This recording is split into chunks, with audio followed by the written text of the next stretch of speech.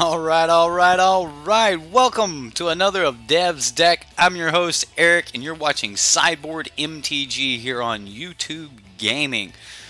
Glad everyone could show up for the live stream, and if you didn't happen to make it for the live stream, there's always that replay. So if you do like these Dev's decks, hit that thumbs up button, and if you like the content in general, subscribe to the channel.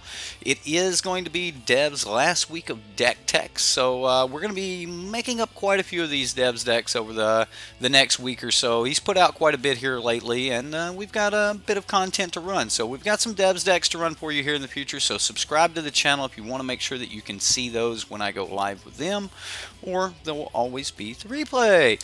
Alright guys, let's take a look at Dev's deck here. And as always with the Dev's deck, if you check the little information eye up here, you'll be able to go over to his deck tech. He breaks it down a lot better than I can, give you more reasoning for each one of the cards that he chose to put in his deck. For those of you that don't know what Dev's deck is, be sure to check that little icon. Dev is awesome. He's at 96,000 subscribers, trying to get that play button.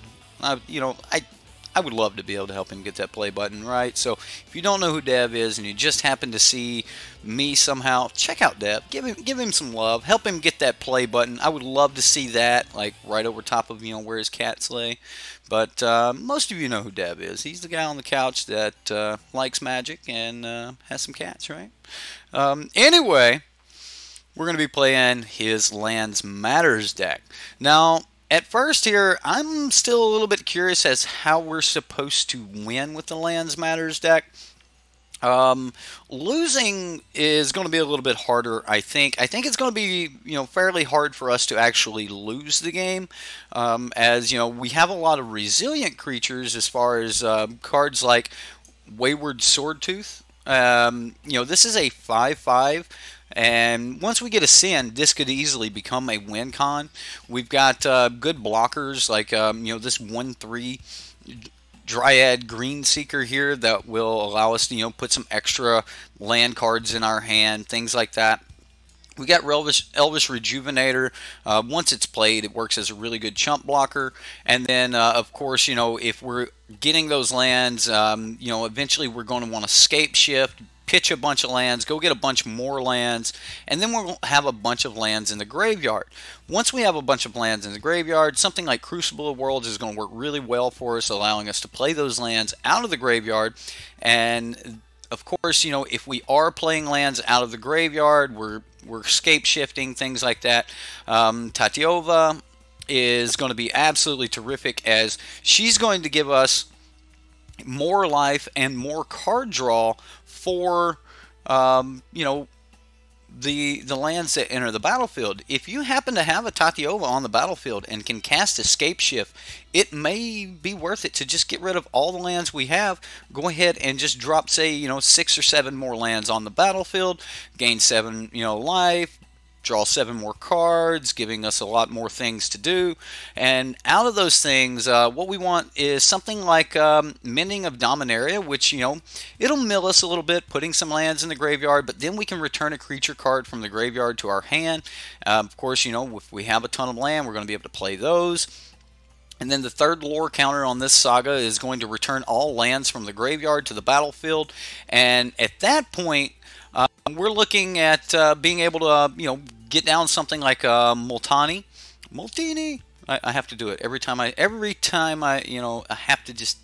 to.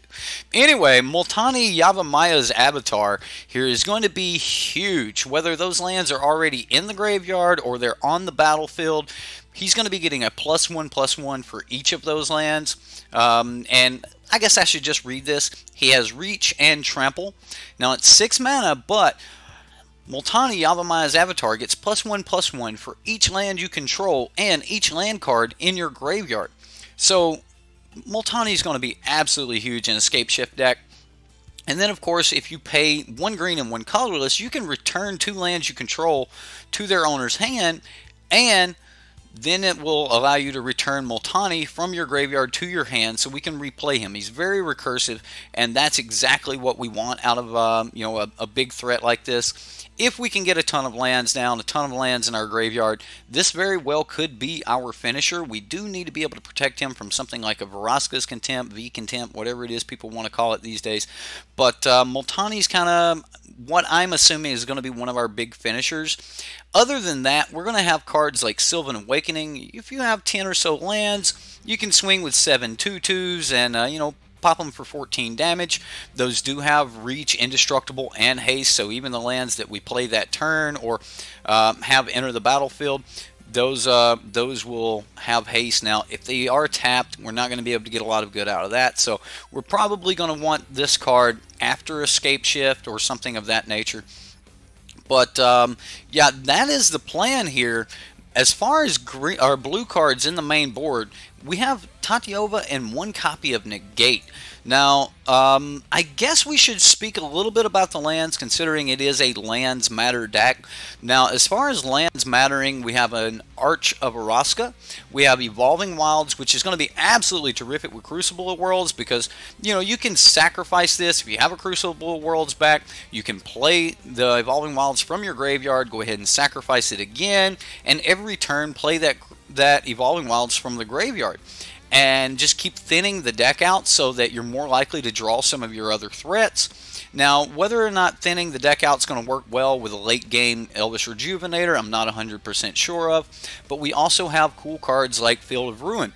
If we know that we're against something like a Grixis deck and they no longer have basics in their deck, or they only have maybe 3 or 4 basics, late game, we can actually just start using this as a wasteland. They don't have a way to go get it, and we can start destroying their mana base. So there are some cool interactions there, and as far as the rest of the deck goes, we're just basically running split lands here, a couple Memorial to Genius, which is going to give us the ability to draw more cards, and a Memorial to Unity to maybe get back or to get ourselves an extra creature or something of that nature. You may reveal a creature card from among the top 5 cards of your library and put it into your hand. You put the rest on the bottom of your library in any order. Not a bad card. I kind of like it. I'm a little bit more fond of the Memorial to Genius because, you know, I like drawing cards, you know. But that's basically the deck. Like I said, you guys can check out Dev right up here. You just click that little eye with the circle around it, and it's going to give you a link over there to Dev. And it's also below that, it's going to be a link to one of our past Devs decks. My favorite Devs deck this season has been the Mono Black Burn.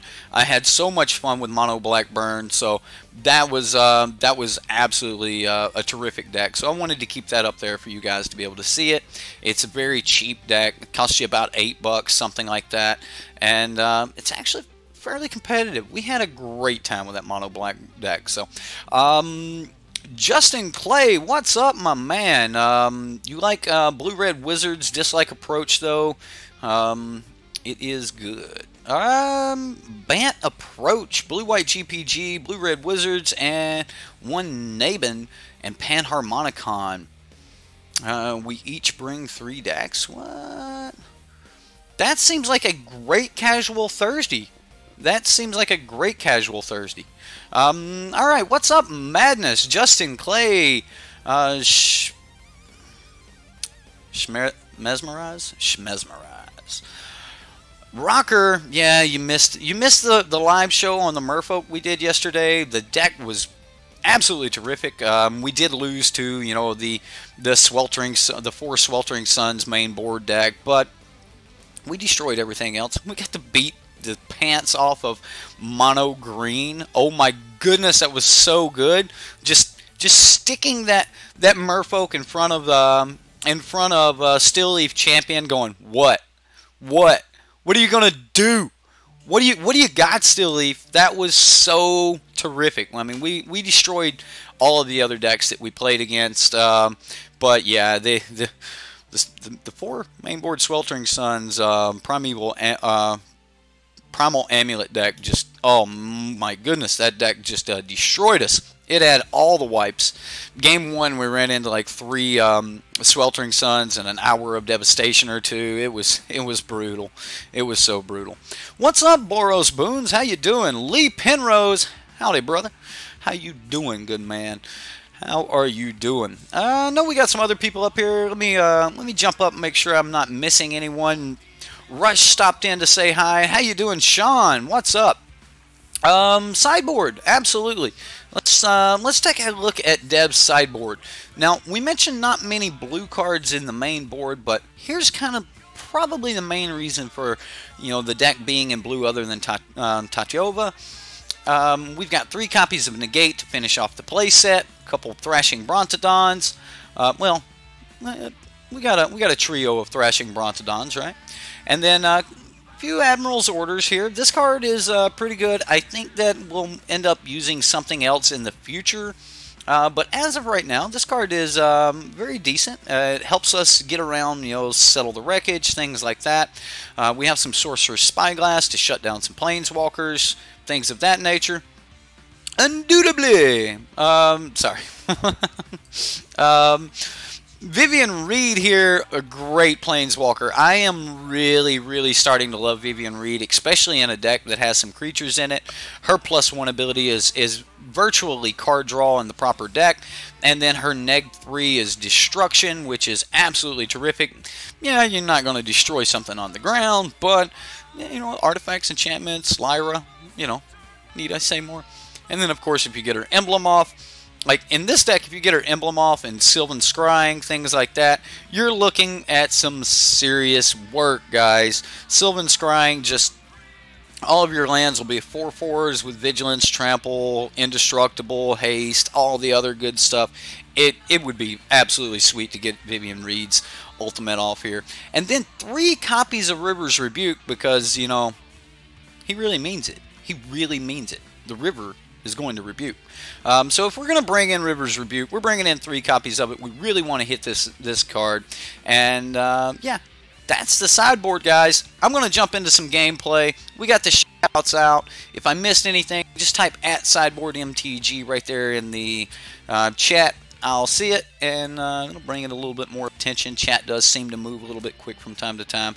Nick, how you doing? Mono white with 4 Settle and 4 Cleansing Nova. Oh, goodness.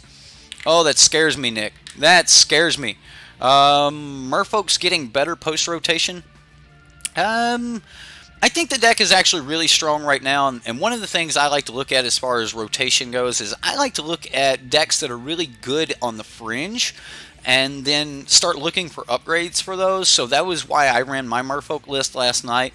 No, it's not 100% rotation proof, but it's kind of like my starting point. It's like where I want to be in the...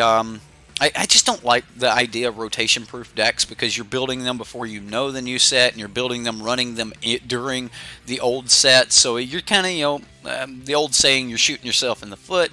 So, you know, I'm not a real fan of rotation-proof decks, but I do like to play those fringe decks and use those as starting points. You know, trying to not use as many of the old cards as possible, but always keeping in mind of this is kind of where I want to be so that I know exactly what I'm looking for as those spoilers start coming out. So, Poopy Fatty, Eric, just got home from the dentist. You're so glad you got this toothache fixed. Dude, I didn't even realize how much pain it was until you was pain-free. Buddy, I actually had to take a bottle of Oragel over to a friend of mine yesterday. He was laid up pretty hard with a bad toothache, and it finally started getting better. He went to work today, and he was like, "Hey, we made it through the day." You know, he made it through the day. It was bad, but you know, if you're from the South, you probably have some type of tooth problem at some point or another. So I promise you, buddy, I feel your pain. I've been there. I've been there, buddy. It's not great. So yeah, I'm glad you're pain free. That's the coolest part there, Poopy. I'm glad you're pain free. What about cards to invest in before price increases after rotation? Ooh. That's a really, really good question, Nick. Before we jump into gameplay, I guess I will jump into something that I've been working on. I'm trying to pull up the 15 cards that I think are going to affect rotation the most, and I'm having a little problem finding, you know, the exact 15 I want. I've narrowed it down to 12 that I have to talk about, and I'm going to be putting a video out very shortly on these 15 cards, but definitely I'm looking for those last 3 cards. I've got a couple honorable mentions, you know, and those of you that catch me live, you're getting that. You're getting that first peek here. My honorable mentions are just going to be, you know, we're losing the deserts and we're losing the cycling lands, and you know, I think that those are going to affect us a little bit more than most. You know, we're going to be losing the deserts, and that's going to affect us a little bit. Not much, and that's why they're still in the honorable mentions thing, but there's a lot of cards rotating out that are just really, really going to affect the meta, and it's I'm really going to cry when some of these are gone. I really am. Like, there's certain cards that I have just really, really enjoyed playing with, and then there's other cards that I love very much, but I can't wait to see them go. And yeah. But yeah, there's some that I'm gonna miss you, Glen Sleeve. Oh my God, this was probably my favorite energy card ever. So yeah, I'll be working on this. I'm trying to get those last 3 cards out there for you guys, and then once I've narrowed down my list, I'll get that video out for you guys, and I'm going to talk about each and every one of those cards and how they have affected the meta, so that we can talk about what the meta may or may not shift into once those cards are gone. What have those cards done for the meta? What have those cards allowed the decks that they're played in to be able to do? And, you know, where will that take us once they're gone? So, yeah, what do we got coming up later tonight? Before we get into this last gameplay, later tonight, around 9 o'clock Central Time, we're going to be running Boros GPG. I said Mardu GPG. It's for the Hordes deck. But, yeah, it will... Well, all the Gear Hulks are going to sad me to see them leave. But later tonight, we're going to be running a Boros GPG deck that is sure to be a lot of fun. This is a deck built by one of my moderators for the Horde. He's right here in chat, and it's going to be a lot of fun. I just love these red, white GPG decks, whether they're red, white, black, red, white, blue. I love being able to refurbish for not only a God Pharaoh's Gift, but refurbish for a Combustible Gear Hulk. Believe it or not, guys, Combustible Gear Hulk has probably been my favorite Gear Hulk since the Gear Hulks were printed. I know that the blue one is probably the most powerful. Yeah, the blue one's the most powerful, flat out. But Combustible is also, I've had so much fun with that card. So, all right, guys, gameplay time. Let's see what we can do here. Ancient Evil, he's ready for a match. We're gonna give him one.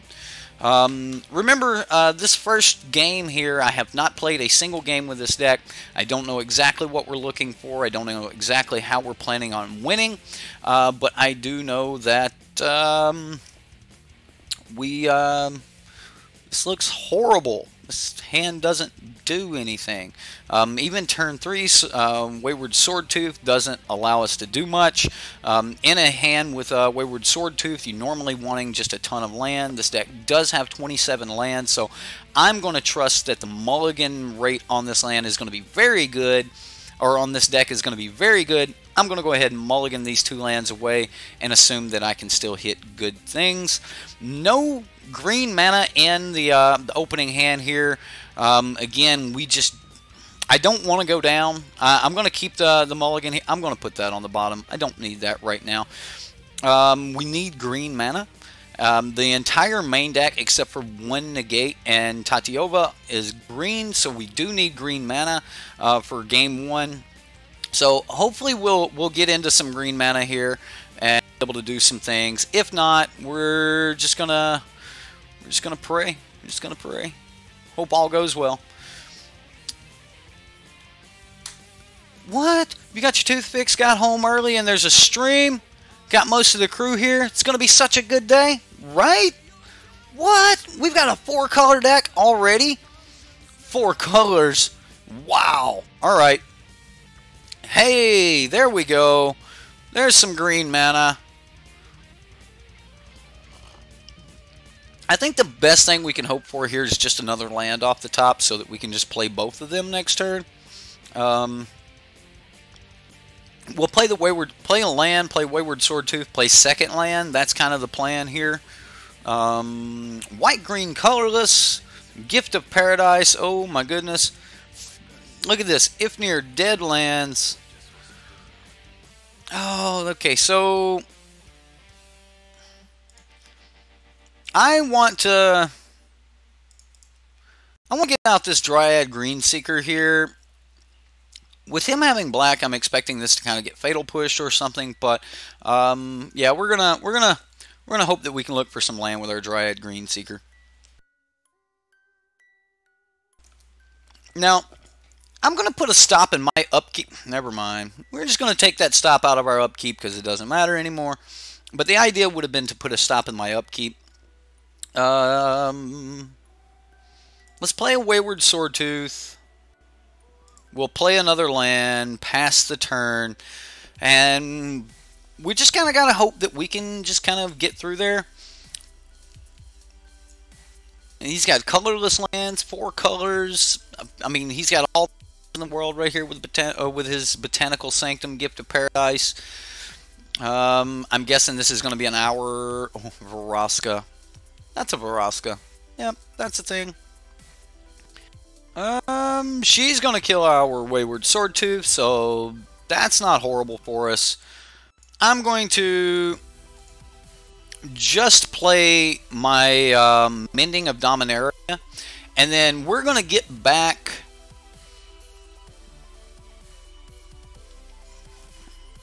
1, 2, 3, 4, 5, 6 permanents as of right now.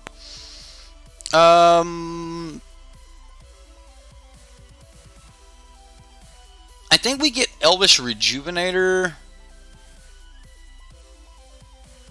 Yeah, let's get Elvish Rejuvenator back in our hand. Next turn we'll be able to get yet another card back in our hand. We do need to find a way to deal with Vraska. Vraska is going to be quite a pain. So we do need to do that. He may just go ahead and sack the Scavenger Grounds here, which, you know, that could be a thing.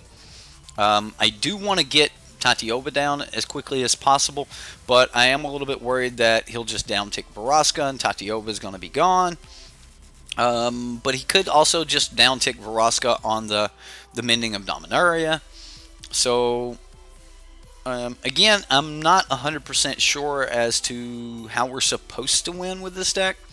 It doesn't look like the deck has any pressure whatsoever, and I haven't really seen anything in it that warrants all of this risk in the early game by playing these creatures.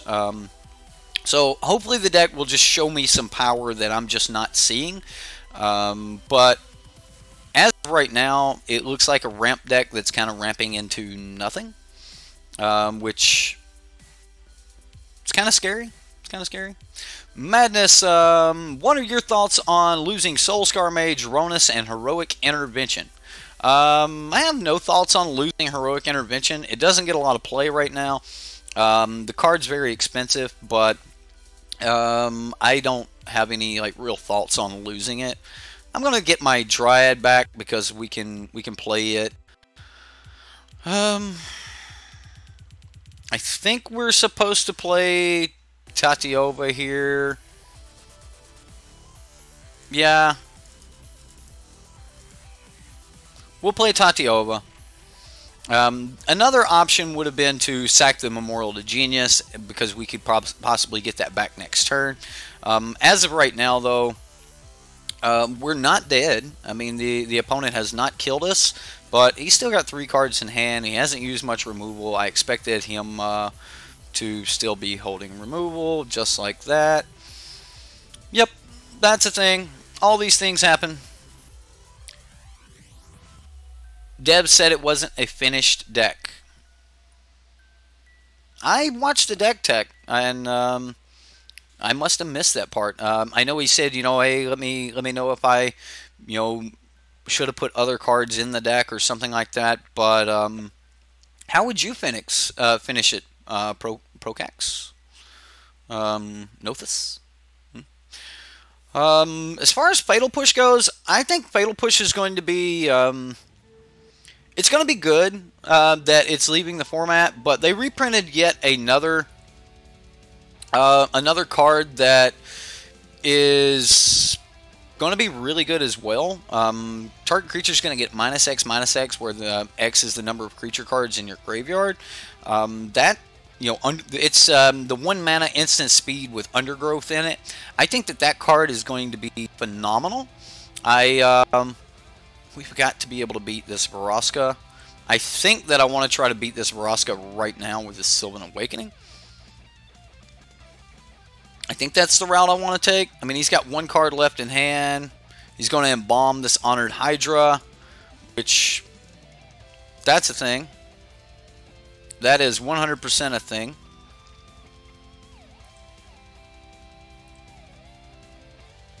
But if we can get rid of Vraska right here, and I think we can, I think that's what we should do. So I'm just going to cast Sylvan Awakening. We're going to enter combat.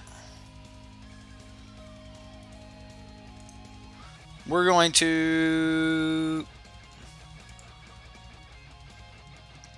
attack him, attack Vraska, and then pass.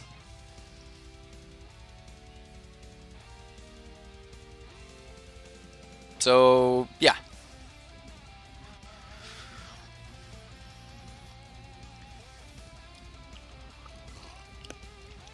Rotation-proof decks is like playing non-standard. Okay, standard currently has sets that are going to be rotating out. Other people do not care whether or not you're playing rotation-proof or not. So if you're playing a rotation-proof deck, they just don't care. So you're playing your rotation-proof deck in a format that's not rotation-proof. And then that deck also will have changes made to it. If it's any good at all, it's going to pick up some good cards from the new set. So you're playing a deck that is yet to be completed in a format that you're not playing again. I beat myself in the head with this. It's like it's a horrible old saying, but you're beating a dead horse. You're mad. Whatever. You're just. Rotation-proof does you no good. It just does no good to even consider rotation-proof decks.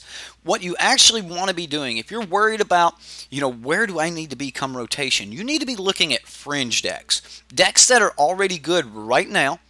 Yeah, you're handicapping yourself for absolutely no reason.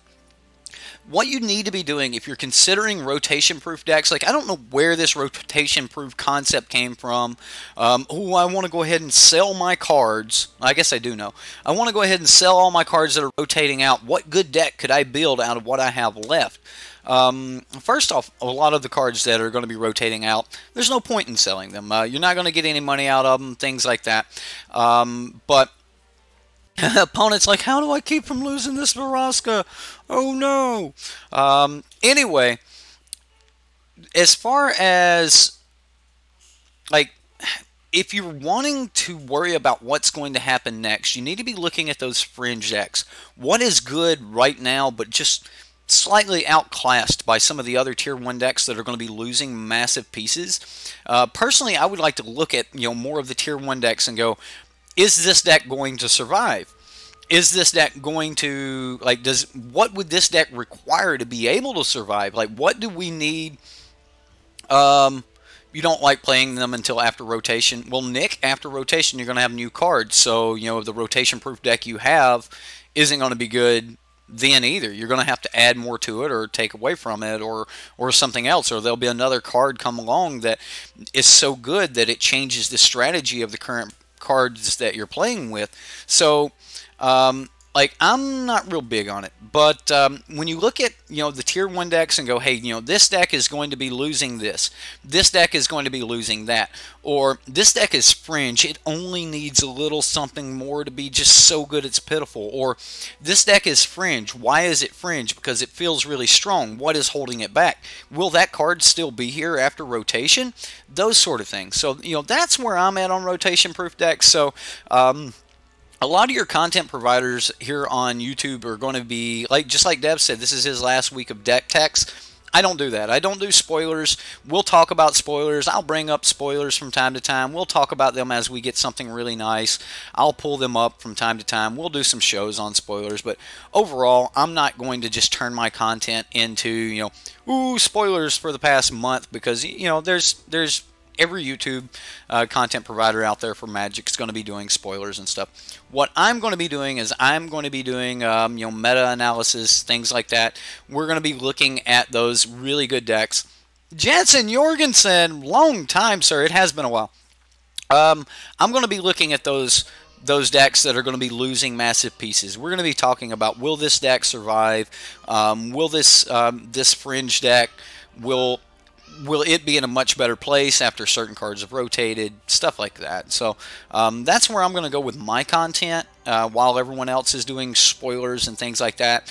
I'm actually going to be preparing for, the meta, the shift in the meta, the shift in power, things like that. And I definitely think that's where I want to be. What are you doing, opponent? You've burnt 5 minutes here, and I am flapping my gums trying to keep from having dead air here. What is going on, opponent? I mean, he's going to lose his Vraska. Like, how does he feel about that? He's got 1 card left in hand. We've still got 4. We might not be dead here, guys, because next turn when I play this Multani, if he doesn't have a removal spell for it, it's going to be bad news for him. Opponent is really in the tank on this play, or using the bathroom, something like that, Procax. On that thought, I am a deep-seated red player. Any suggestions with the massive red card losses? Goblins. So I'm expecting tribes to be very, very large. I'm expecting tribes to be... I mean, there's going to be some non-tribal decks that are going to be absolutely terrific. To the Price is Right waiting theme. No, that's Jeopardy I'm thinking of. My bad. Anyway, I think that we're going to have a lot of tribes.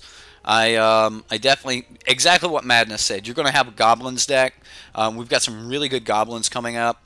The new Goblin Rabble Master, it's good, but it ain't no Rabble Master, you know what I mean? It does... not required to be, like, it's not required to be in a Goblin deck, which I actually think that's going to be really good. The new Goblin Mentor dude, the Mentor mechanic's going to be really good. I think that we're going to have a lot of fun out of that. Especially if you can clear the way or be able to get this guy through, make him unblockable, something like that. You're going to have a lot of fun with the new Goblin. I think that he may even show up in some of the Grixis decks. I think the Grixis decks are going to start replacing Glint Sleeve Siphoner with cards like Dusk Legion Zealot, something like that, because you're just gonna, you're gonna be guaranteed that 1 card. We've seen in the past, decks that didn't run, Glint Sleeve Siphoner, because people were so ready for Glint Sleeve Siphoner at different points in our meta that as soon as Glint Sleeve would hit, he would die, and you would never get a single card off of him. And some people chose to just say, I just want to guarantee that 1 card and then just have a blocker behind. I think we're gonna get a lot of fun out of that. So I think Dusk Legion Zealot's going to be good. Dusk Legion Zealot paired with the new Mentor Goblin is going to be absolutely terrific. He's going to be able to attack, put a +1/+1 counter on the Dusk Legion Zealot or on the token that he makes, stuff like that. Lannery Storm is going to be ace, possibly. Lannery could be great. I think a lot of the Pirates are going to increase in power. I think the Red-Black Pirates deck is probably just kind of hiding, and a lot of people probably aren't thinking about it, but that deck is going to be absolutely brutal. The Red-Black Pirates deck is a budget deck that has the potential to just destroy people so quickly. It's ridiculous. Hello, opponent. All right. Well, like I don't know what's up with the opponent. So yeah. But yeah, I think that we're gonna have. I think that we're going to have some massive changes. There's going to be an awesome Dragons deck that if you want to play that, you can. Yeah, we're stuck with some Demanding Dragon, which I'm not a big fan of Demanding Dragon, but Demanding Dragon's going to be really good. Brandon Hall, what's up, man? Glad you could join us. Glad you could join us. You got top 8 with the Red-Black Pirates on Friday. See? That's what I'm saying, man. The Red-Black Pirates deck, people don't think about it. The deck is stupid fast. It is so mean. And that Lord, all attacking pirates get +2/+0. Oh my goodness. And we're talking like all of a sudden Kitesail freebooters, you know, swinging for 3. That's pretty brutal. That is pretty brutal. Rush, is the screen frozen? No, man. We can do things. Our opponent just doesn't want his Vraska to die, so he's just... you know, like he was playing fairly quick up until the point where we went Sylvan Awakening, kill your Vraska. Yeah, Neckbreaker. That's it. That's the one. He's a lot better than people give him credit for. I also think that deck could probably very lightly splash blue. Grixis mana base is going to be absolutely terrific. It won't be perfect yet, as you know, you're. Oh my goodness, he just scooped. Oh, whatever, opponent. Wasted 20 minutes of our day for nothing. Kitesail freebooter mainboard kill control decks. Yeah, that's seems like where you want to be. Oh, I'll just take this Teferi and put under here, and then I'm never swinging with it. Oh, you needed me to turn things sideways before you could kill them, because you know, yeah, seems good. Little Nicky. We're playing against Little Nicky here. He said, good luck, have fun. We don't have any green mana. Zephyrian Void might be okay, though. I'm going to keep this hand. We're on the draw, and we got a Zephyrian Void, so we're going... Like, we don't really need green mana until turn 2, so we've got a couple cards that we get to look at before then. Oh, we're dead. Because this needs to go, guys. If you do not have interaction for this card... This card is just going to give red deck, like, letting red deck draw a ton of cards is never a great thing. We're going to put that on the bottom and pass. We do need some red mana here. I would love to be able to get this Dryad Greenseeker out, but without a green source off the top, I don't think we're going to be able to do that. What? No Karizev? I have to keep digging. I have got to keep... Okay. We'll leave that on top. It's going to be bad late. But that's what we've got. So that's what we're going to use. Oh, Pirate Flame of the Kiln sounds spicy. See? See? Right? That does sound spicy. I don't know if you're going to really enjoy, you know, having a lot of black creatures, but you know, Flame of the Kelp really, you know, benefits from red, but just drawing additional cards when you've just dumped your hand, that alone is great. So I like that idea. I like Flame of the Kelp and Pirate. You'd splash blue for Storm Tamer in your Izzet deck, completely wreck Settle the Wreckage. Yeah, Storm Tamer is terrific. It's amazing how many people forget that Storm Tamer can actually destroy okay, so this is Wizards. It can actually destroy Settle the Wreckage decks. Like, you counter Settle the Wreckage, and they're in some major trouble. This is about all we can do this turn, guys. We play our tap land and pass. Wizards Lightning, we're taking it to the face. You missed the deck tech? Check the little eye. And Deb's got a great deck tech for you, or you can just rewind. YouTube does have a DVR, so you know you guys can just go back, rewind. I don't think Twitch does that, so you know YouTube's got one up right there. but I don't think it matters. I think that we're probably going to be long dead before we can do much. Just because that's the nature of the mono red wizards deck. Um, hmm. So Green Seeker, maybe get away with Green Seeker here as a blocker. The other option was Sylvan Awakening, but we'll see what happens there. Okay, so he's going to go ahead, draw 4 cards right now. He's going to draw for the turn to go to 5 cards. Then he's going to draw 2 more cards off Flame of the Keln. And here we are on turn 5, and red deck has 7 cards in hand. If you don't think that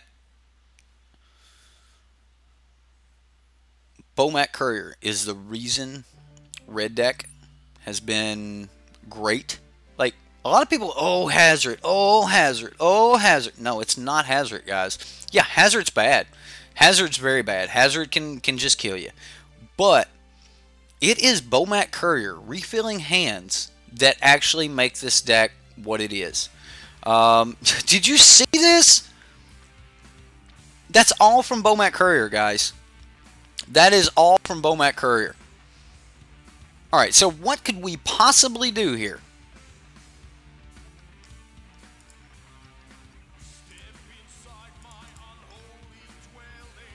Maybe I should have tapped a colorless so we could bluff blue spell. Alright, so I don't know where we're at here.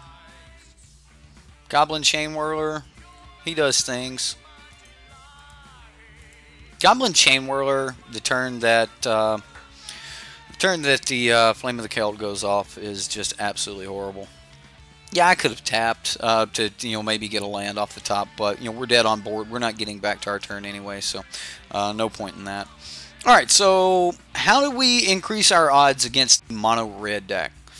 Negate, maybe. Thrashing Brontodon's absolutely huge, so maybe some Thrashing Brontodon.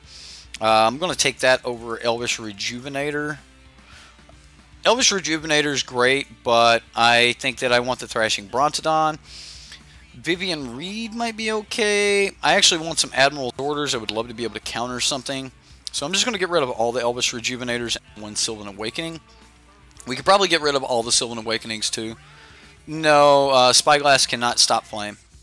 Flame's not an activated ability. Spyglass stops activated abilities. So, is getting an encounter. So that's a triggered ability.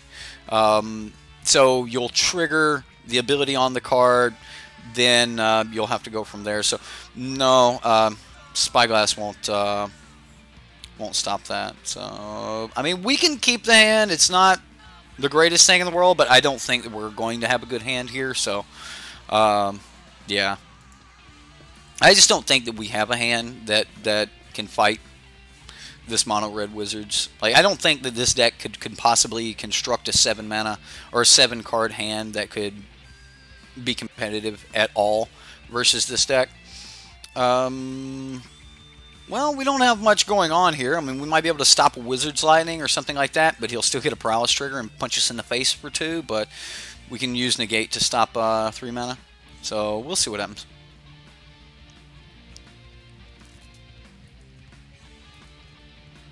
Yeah, surviving the Flame of the Keld turn is impossible in these decks. Nothing we can do about that. So, we're going to take 2 more to the face here. And now he's got another body. We can play Hinterland Harbor. We can put this big scary dude out in front of him, which doesn't really help us.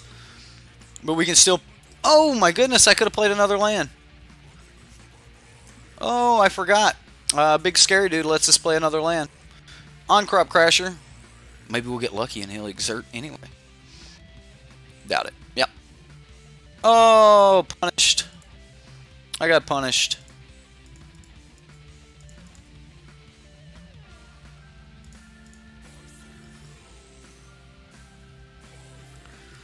I assume that we'll catch up on that.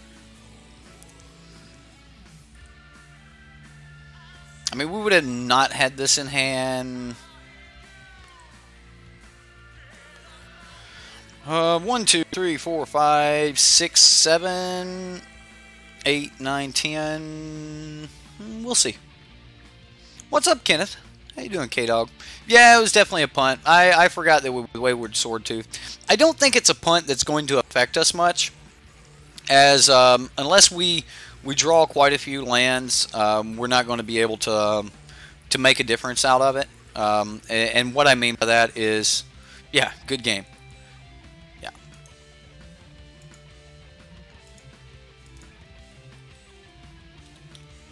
Good game, sir.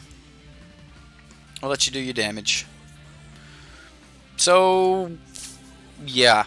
I mean, I had a comment the other day on my Merfolk, or yesterday on my Merfolk, that there's some people that only want to see these Debs decks.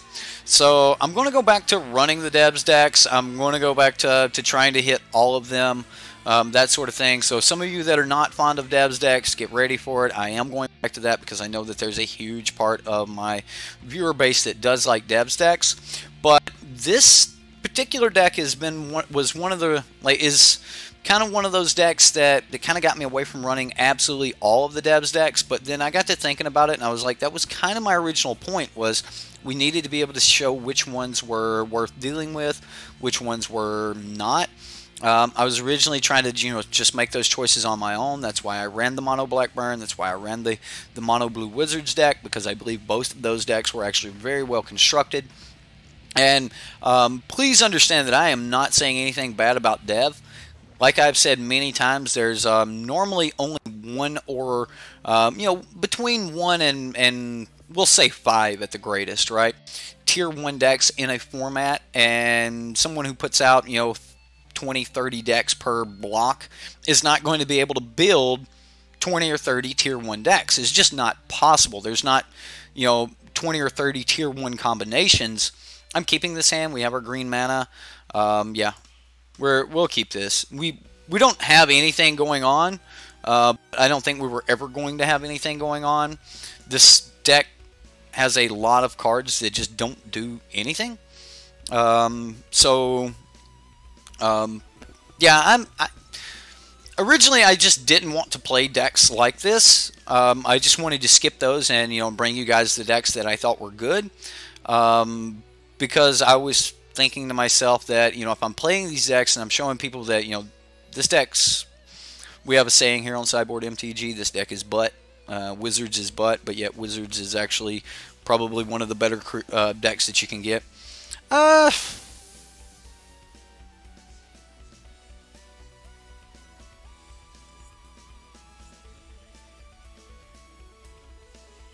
put it on the bottom. Wizards is one of the better decks that you can actually be playing right now, but I personally don't think that this deck is absolutely terrific.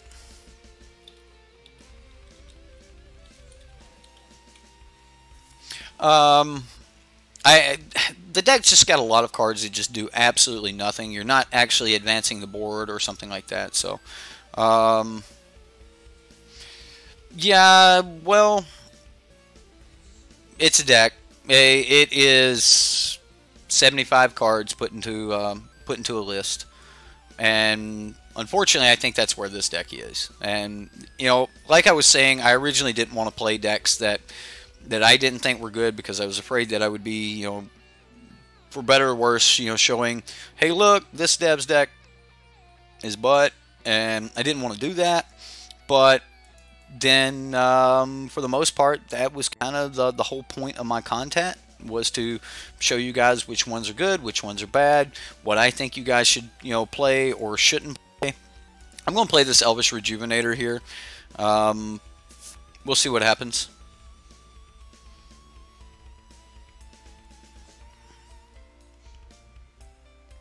Like I said, if you put out 20 decks every 3 months, you're not putting out 20 Tier 1 decks. It's not.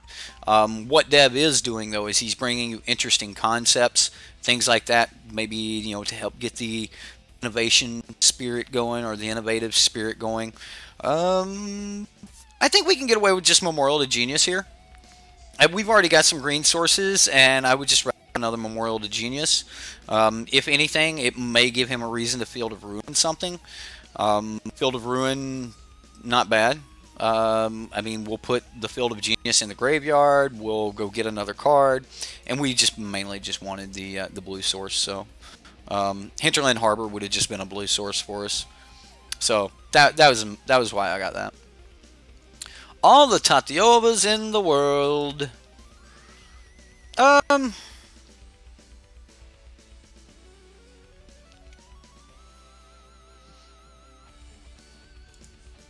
Let's do this. Crucible. A braid incoming.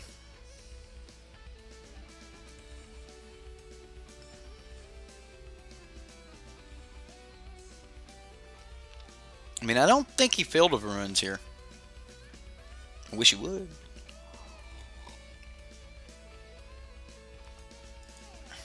The opponent asked me, why not attack?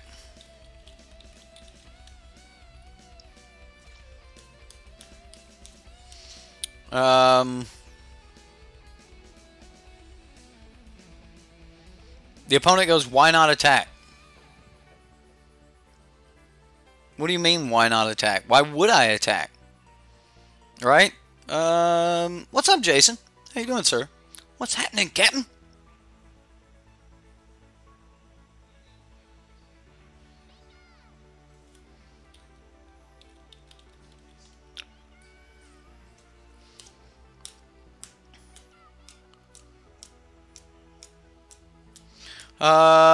Crucible only goes into play in your deck if you have a reason to use the ability. Rekindling a Phoenix. Ain't that a thing?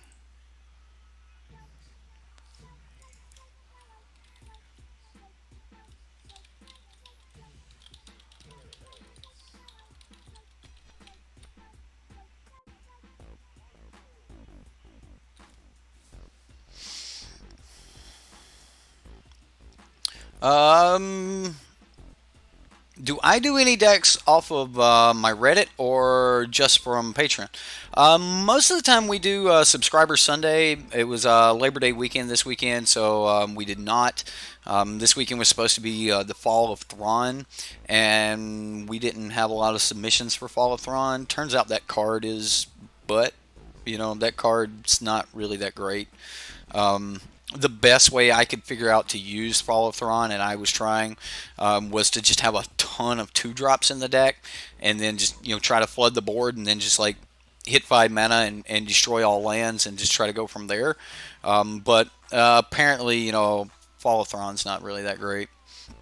You got an interesting Bant mid-range deck you've been brewing up and want to see someone test it out. God, I hate to keep pitching this, but if you want to see it tested, I do. I'll play it. $20 donation. You get a bonus for a $20 or more donation.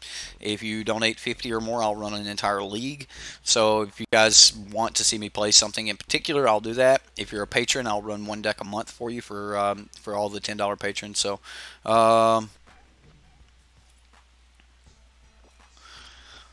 Okay.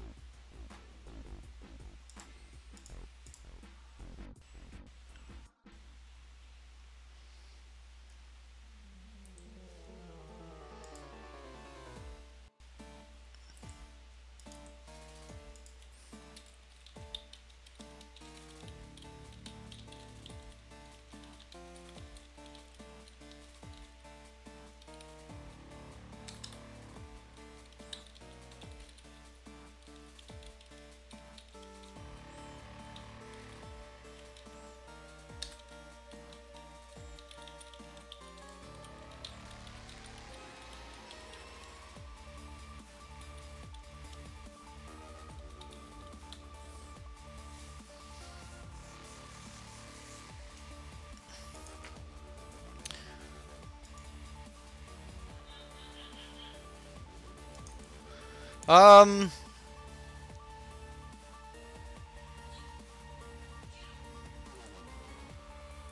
All right, so we're taking quite a bit to the face. He's got yet another Rekindling Phoenix. Our opponent is like just mad at me for having this deck in the meta right now anyway, or in the like why are you even playing this? I'm gonna Scapeshift here, just because we don't have anything else going on. We're gonna try to do some stuff.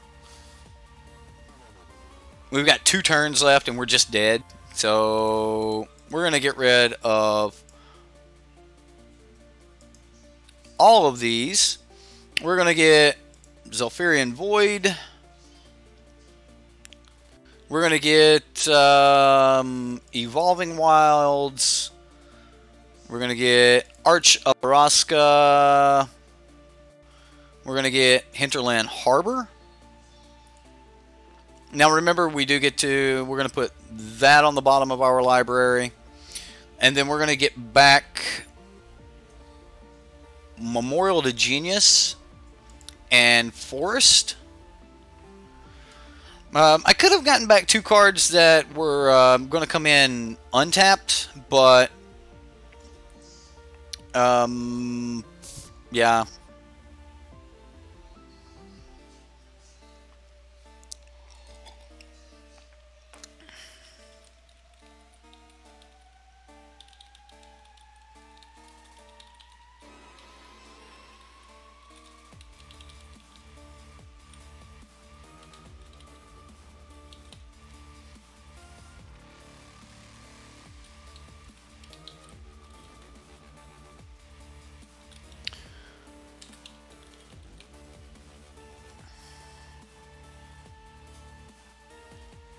Mill is decent, but it's nuts when you just destroy all of their lands, then exile their graveyard with Remorseful, so they can't even get lands back.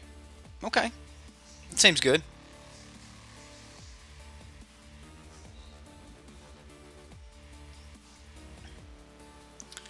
You tried to get 10 so you can Fall of Thrawn and then artifact removal yourself via Creeping Mold, Demolish, etc. Okay. I mean, but isn't it the first counter that when it comes in is when you're going to get the when you're going to get all of your lands destroyed, and then every turn after that you get 2 lands back? So, like, I was trying to just go ahead and have a board state, and then on turn 5 just wipe all the lands out, so then I could do things. Not like this. Not like this. I love it. I love that name. Your name's awesome, dude. Awesome. Not like this. Come on, Magic. Chow083. Hey, streaming at a reasonable hour. We're going to be trying to do that. We're definitely going to be trying to do that a little bit more often. So, hope you guys enjoy. First counter eats the land. Float 4 mana to Creeping Mold the fall. So just no land comes back. Just bam, done. It's over. Right? Well, you better have something on the battlefield if you're planning on doing that. But you're also talking about getting to the point where you have 10 land.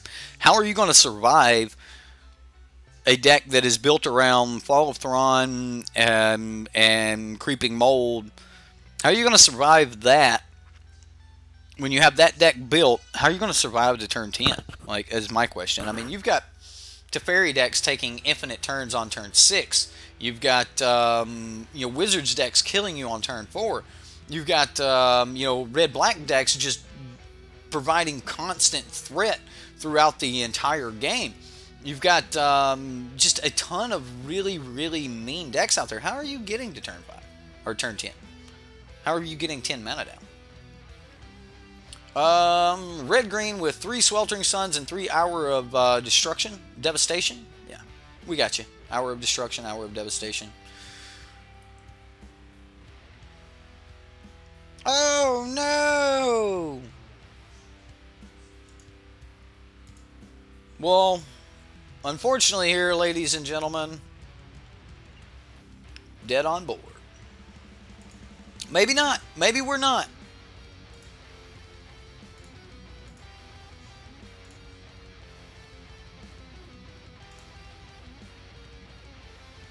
maybe we are not dead on board. Okay, so I'm going to sacrifice Evolving Wilds here. We're going to go get a land. And we'll go first. Gain a life.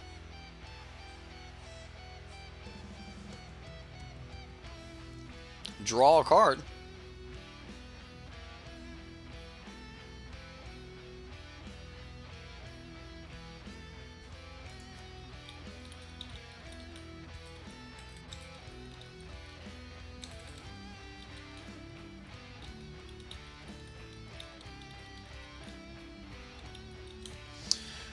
Oh, goodness. Yeah. I just don't know how to get to turn 10 for Voltron to work like that. Well, I mean, Brandon, you'll have that deck for a little while.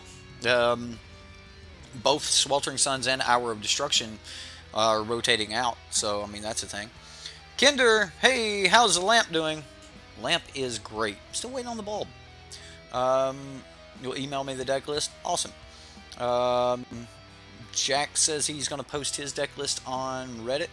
Got written up in your notebook. It works kind of like a mono white prison in standard. Helm of the Host, Baird. Then so they can't attack since they have no land to pay Baird's cost. Seems okay.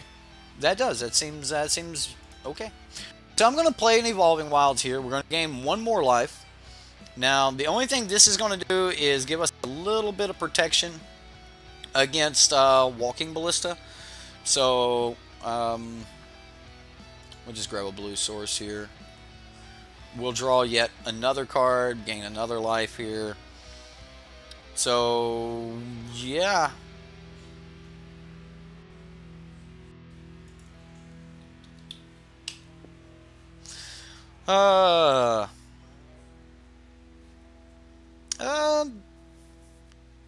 Okay.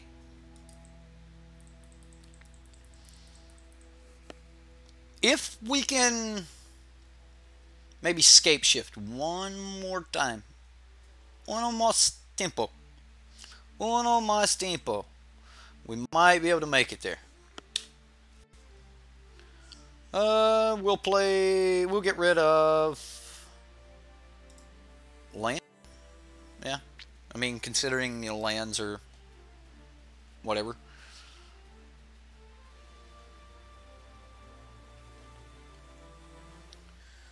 Oh, less magic, more gathering. Well, you're in the right place. This is this entire channel is a community. Oh, well, isn't this just a thing? So far we haven't been able to do anything. Like, this deck just doesn't do anything. I mean, is this where we River's Rebuke? We want to put everything back in his hand, make him recast everything. I mean, Negate might be great. Sylvan Awakening may be okay, but I'm going to take a couple of those out. I'm going to drop a Crucible of Worlds. We want Crucible of Worlds, but it ain't like, ooh, we have to have that. Probably even going to drop a Mending of Dominaria. Brontodon would give us an actual beater. So we might want Brontodon. Maybe not. We'll just run it like this. What's up, Dragon? How you doing, buddy? What game are we in? I gave up. I don't know anymore. I have no clue what we're doing. I don't know what this deck's doing. Like, decks like this are the exact reason I didn't run every single Devs deck. The deck it's not a trap because it doesn't even look like it would win. Like the Hapatra deck, I called that a trap because it looks like it would win. However, you know, this one doesn't even look like it's winning. It's like you're not destroying their creatures. You're not doing overpowerful, like crazy powerful stuff on your side. The coolest thing I think this deck has the possibility of doing is milling itself. I think that you might actually be able to deck yourself in this deck against the right matchup. That's probably the coolest thing this deck's got going for it. And I'm not trying to be like the naysayer, the negative Nancy, whatever it is you want to call it. It's just the deck doesn't have anything going for it. I mean, you're looking at maybe this turn 15 Sylvan Awakening swing that might work, but I'm not expecting that either. So, yeah.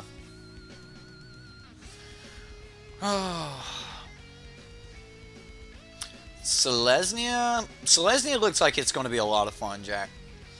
But you guys wanted to see Deb's decks. That's why we're doing this. So that's why we're here. I've gotten a lot of people going, hey, I want to see these Deb's decks. I want to see what they do. And this one in particular, I think that if you played 30, 40 games with it, you might be able to win one. And you're going to need your opponent to get severely mana screwed, but in all reality, you don't even have the possibility. Like, I know I am being very negative on this deck, but I want that to get out there. Like, I want you guys to know that this deck is an idea, right? That is exactly what this deck is. It is an idea.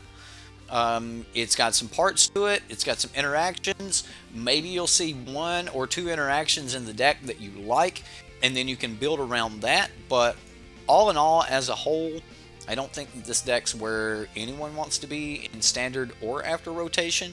I don't see this deck being, great after rotation. I don't see it being great right now. But like someone in chat said just a moment ago, even Deb said that this deck's not. It's not like that. It's not one of those decks where, you have all of these crazy things going. Oh, he's got to take our Scapeshift. Oh, this is one card I wanted to cast. Like, Tatyova Scapeshift is the one interaction in this deck I liked.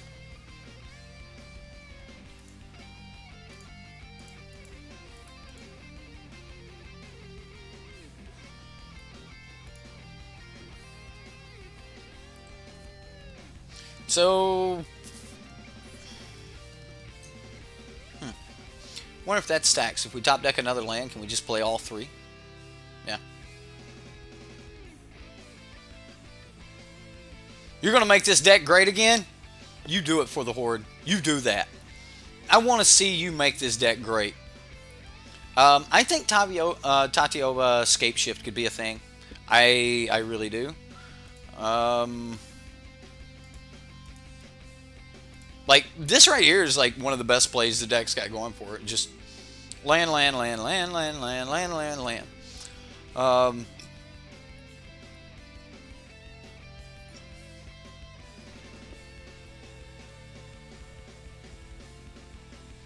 The most playable card in the deck is Field Ruin and Basic Forest, Basic Island.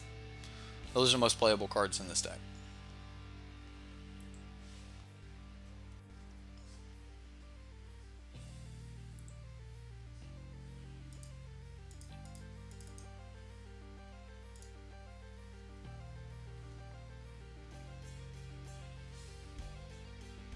Now we need to top deck like Scapeshift.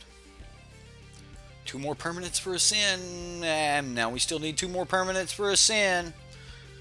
You built a bug version?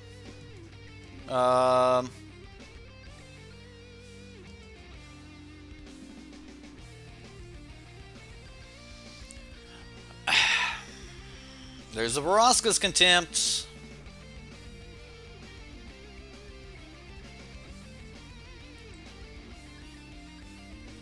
Zephyrian Void.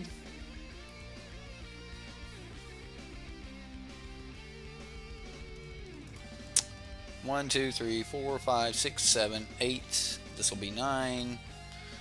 So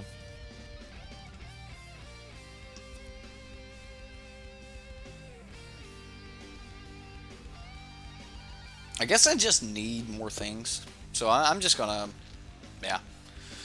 We're just gonna hope that he spends his turn doing things.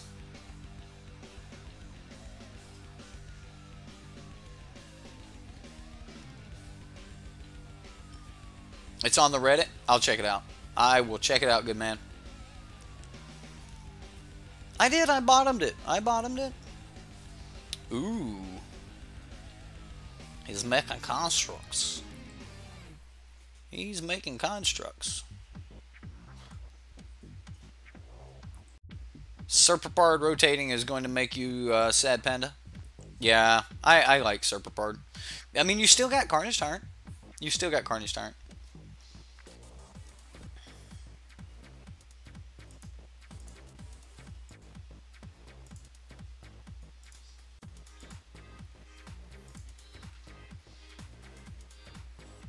Oh my goodness.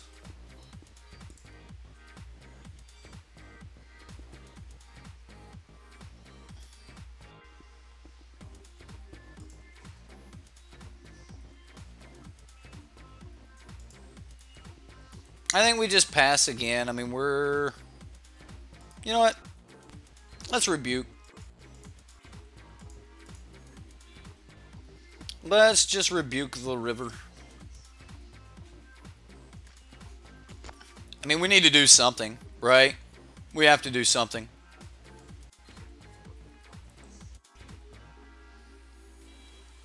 Best case scenario, you'd wait a turn. Well, what I'm worried about there was he had Karn. He could down tick Karn, right? And then he's swinging for 3 plus the 1, so that's 4. Plus, if he went like Glorybringer or something like that, he would also be swinging for another 4 in the air. So, like, we're looking at 8 points of damage there, and then after 8 points of damage, we're looking at just, you know, a ton of ways to just get destroyed. So, yeah, I'm thinking that if he just like replays Karn or something like that, we might be able to get away with, you know, just hitting land into Wayward Swordtooth. It's about the best I can hope for, right? I mean, he's going to 2-mana Walking Ballista here. Yeah. Like, did nothing, and the later we go, the less likely it is going to be able to do something. Like...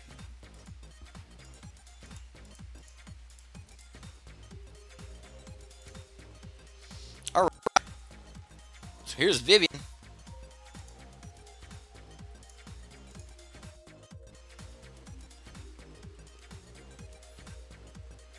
We've got the city's blessing. So we're gonna smack Karn here.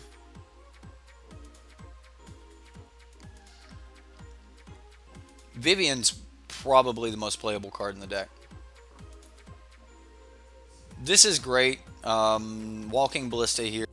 Even though he's going to shoot Vivian with the 1 point, Walking Ballista is where we want to be. Or killing this Walking Ballista is going to be great.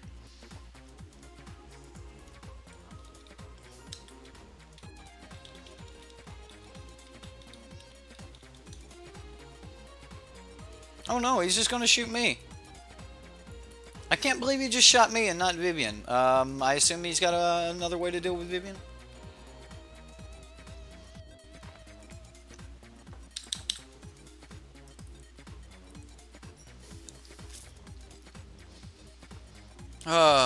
Never discount Rebuke. That card is a blowout if used in good timing. It's a blowout if you have a board state, okay? If you do not have a board state, if you don't have something like, you know what else is a blowout? A card that taps your entire opponent's board down, right? That's a blowout. You tap down all of their creatures, swing in for lethal. That's a blowout. Whereas...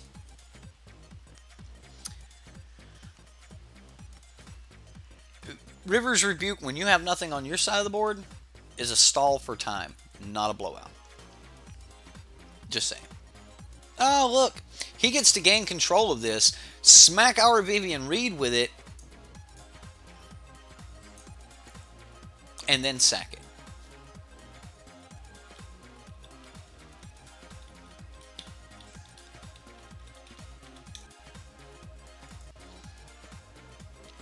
What goodness. What ooey gooey goodness.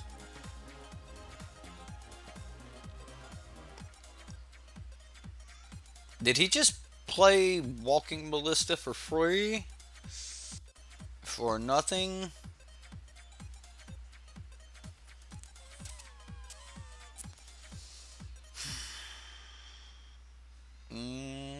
Okay.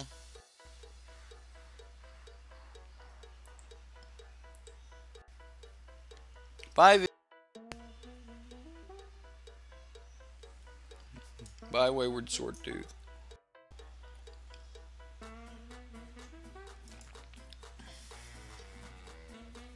Wait a minute. 1, 2, 3. Oh, frozen. Goodness.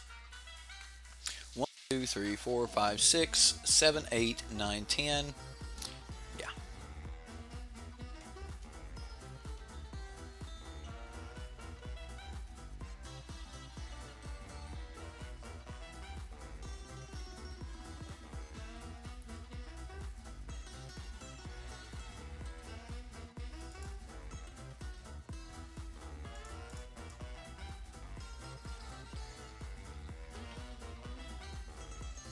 Um,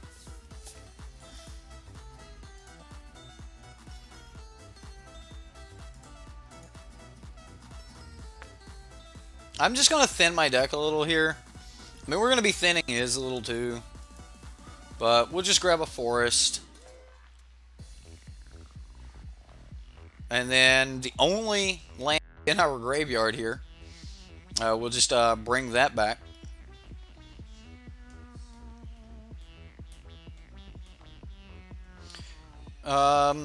In your idea, you guess, hope to see some critiques to make it playable.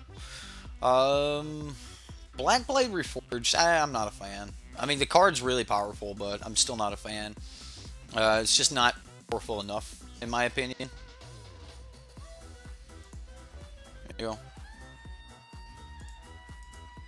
You can... Could have given him a duress, right? Oh, this is so brutal. Like, this deck hurts. Like, this is almost a tilt deck, right? Just put you on tilt. Like, they give you a deck that you just can't win with. And, feels bad. Feels real bad. So, I want all of you to know this before you, like, just grab Dev's deck and start trying to play with it. Like, I want you guys to know that this deck needs some work. Like, there's some ideas here. You know, take some of the interactions, you know, do what you can or what you want to with those interactions. But all in all, like, just remember that before you start, you know, just taking this to your local F&M. If you want to try it for yourself and you don't have the cards, manatraders, you can rent the cards with manatraders, and that's definitely a thing.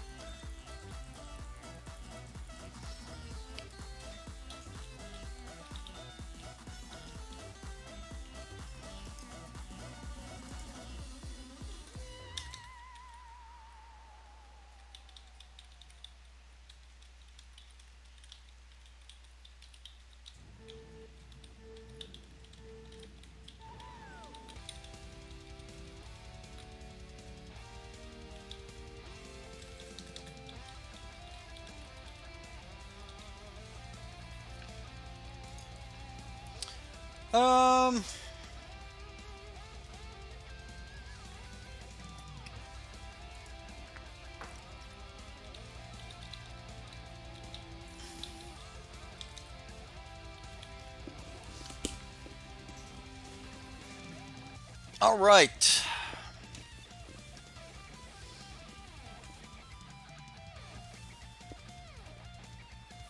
If Blackblade is win more, don't run it. Just flat out. If Blackblade's win more, don't run it.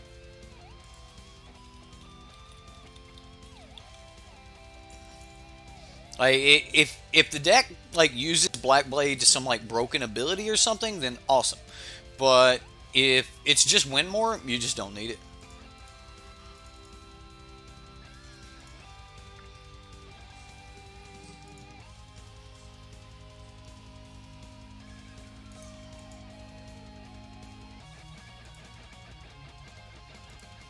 Green, green.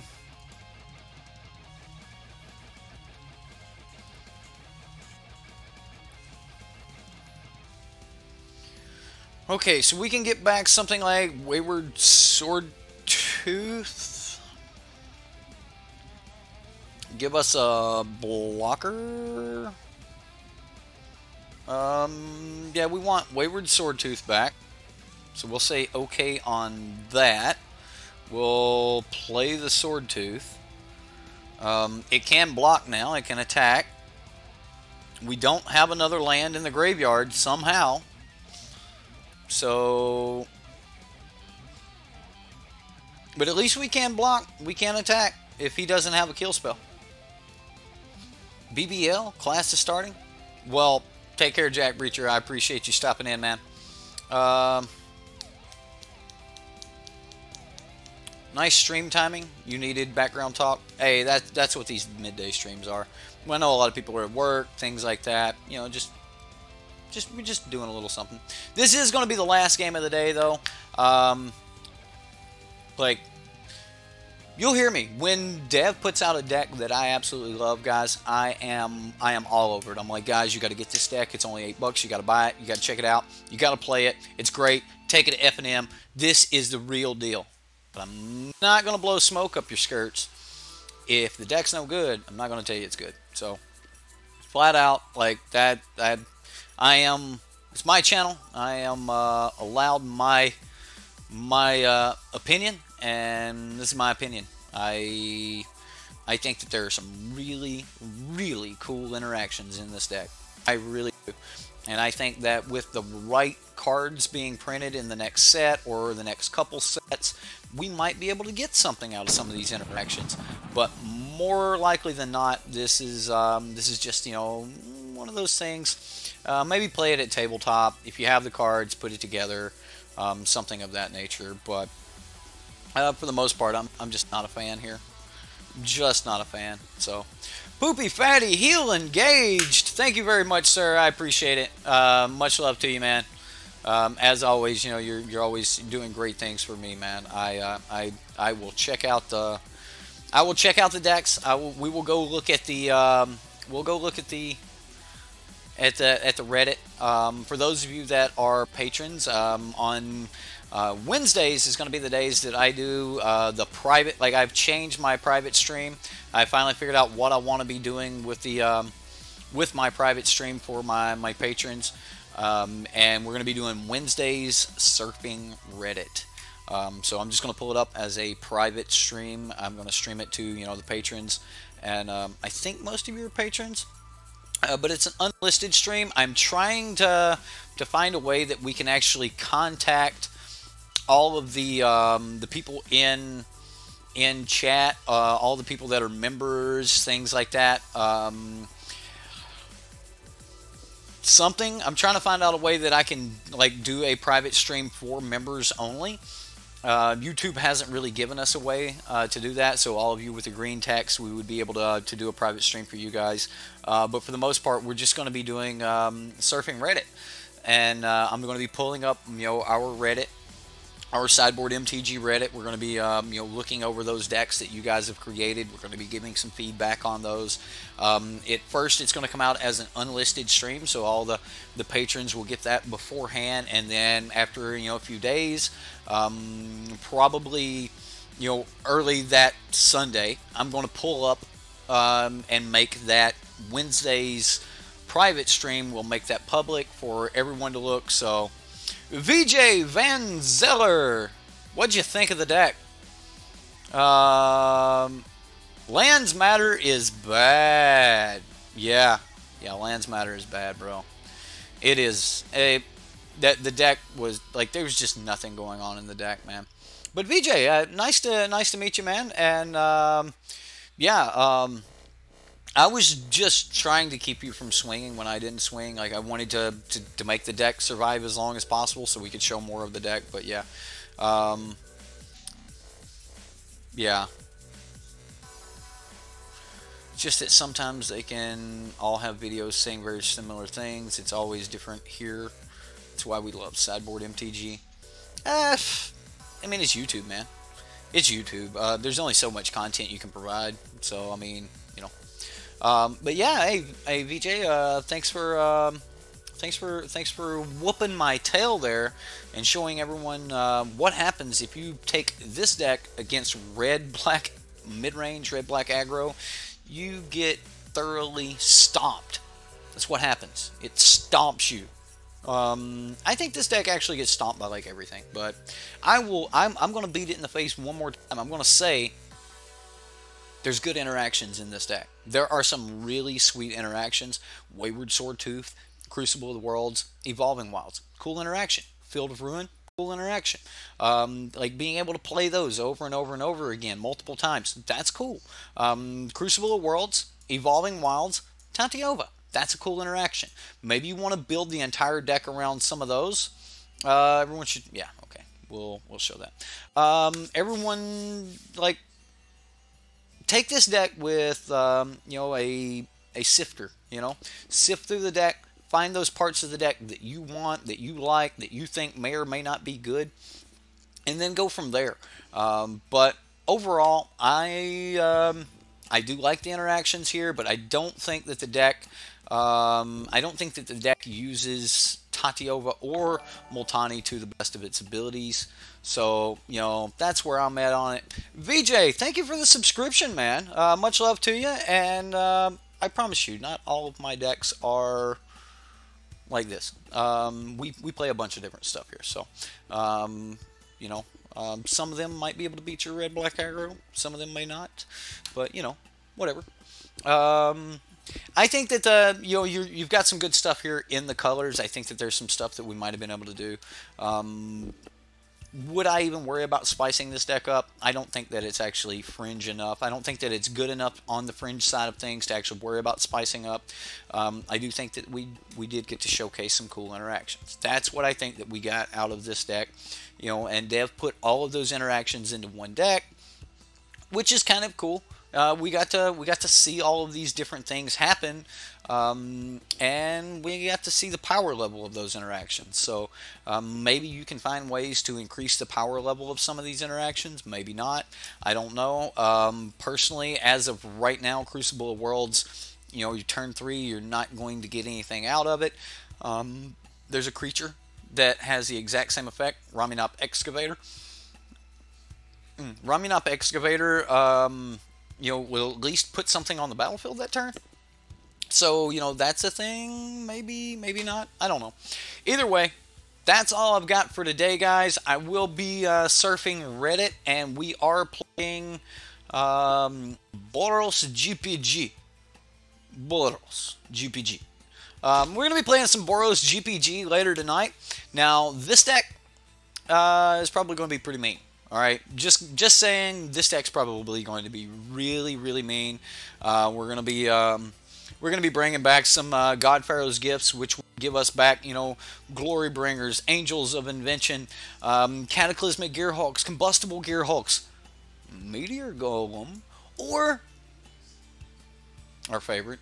If you're gonna bring something back, let's bring back Tatyova, right? So tonight at 9 Central, we're gonna be running this. Expect more of these daytime streams, guys. I want to start getting multiple streams per day out for you guys, and that means we're going to be running some good decks. We're going to be running some bad decks. We've got a lot of decks to run, and everyone else is going to be getting into spoilers, and there's pretty much going to be no gameplay content for you guys for like the next month, except here, right? I love spoilers. We'll talk about spoilers. We'll do some off times where we're not just playing gameplay, but I'm going to keep the gameplay. I'm going to keep the gameplay coming for you guys while everyone else is doing spoilers. I'm going to make sure that you guys still got some content, so you can still watch some actual Magic be played. Give you some background noise, things like that. So I hope you guys all had fun. I had fun hanging out with you guys. I even had fun trying to make the interactions in this deck work. I really did. The deck wasn't not fun, so I did enjoy it. We were trying to make things happen. We had some decisions to make, stuff like that. So yeah, I had a lot of fun.